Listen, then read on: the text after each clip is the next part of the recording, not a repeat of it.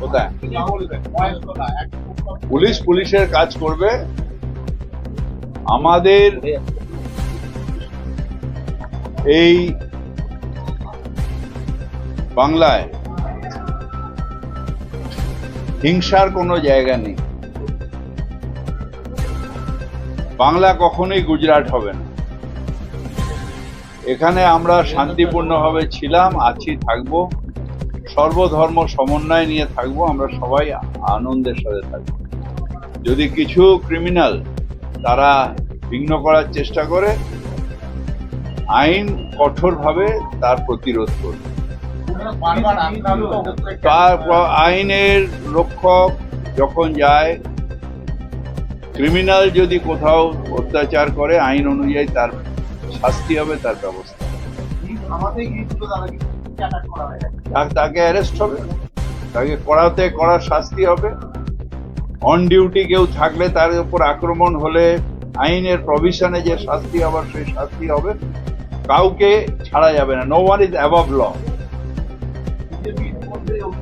BJP কি বললো সেটা নিয়ে কিছু আসে না, কারণ এরা নিজেরা সন্ত্রাসবাদী, এরা নিজেরা অশান্তি করে, এরা নিজেরা ধর্মীয় উস্কানি দিয়ে মানুষে মানুষে ভেদাভেদ সৃষ্টি করে।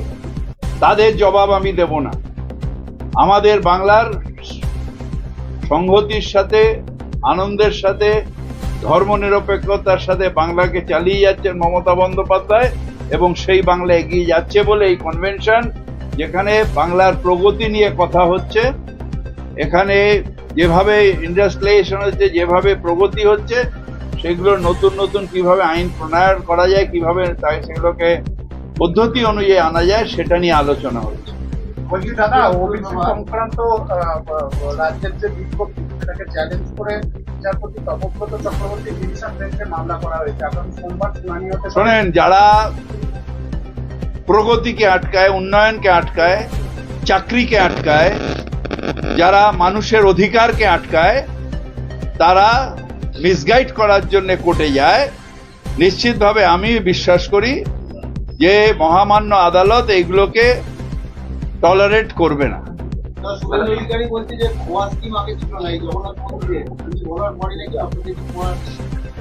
গায়ে মানে না, আপনি মোড়ল, সবাই ক্রেডিট নিচ্ছে।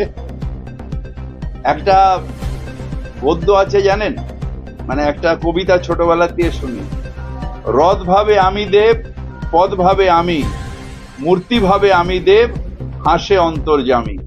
সুতরাং উনি পথ না রাস্তা জানি না, অন্তর্যামী হাঁটছে। যিনি করেছেন তিনি আমাদের মুখ্যমন্ত্রী। দাদা, হুগলি-চুঁচুড়া পুরসভার চরম বেহাল দশা দীর্ঘদিন ধরেই হয়ে আসছে।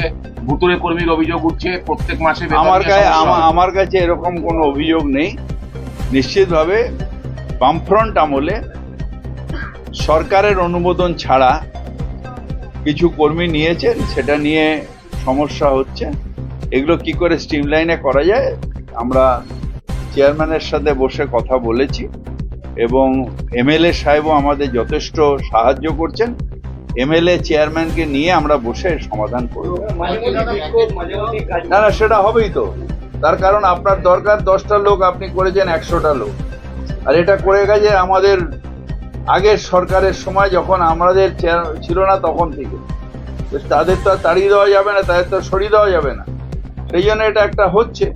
এটা নিয়ে আমাদের এমএলএ সাহেব যথেষ্ট সাহায্য করছেন। চেয়ারম্যান সাহেব, এমএলএ সাহেব এবং সব যারা রয়েছেন পৌরসভায়, সবাইকে নিয়ে আমরা সমাধান করে দিয়েছি অলরেডি। বিরোধীরা বলছেন তৃণমূলের সময় সব থেকে বেশি কর্মচারী নিয়োগ হয়েছে। না, এটা ভুল কথা। তৃণমূলের সময় গভর্নমেন্ট অ্যাপ্রুভাল ছাড়া একজনকেও নিয়োগ করা যায় না আইনত। অস্থায়ী কর্মচারী হিসেবে অস্থায়ী কর্মচারীও গভর্নমেন্ট অ্যাপ্রুভাল ছাড়া একজনকে নিয়ম করা যায়, একজনকেও নেওয়া যায় না।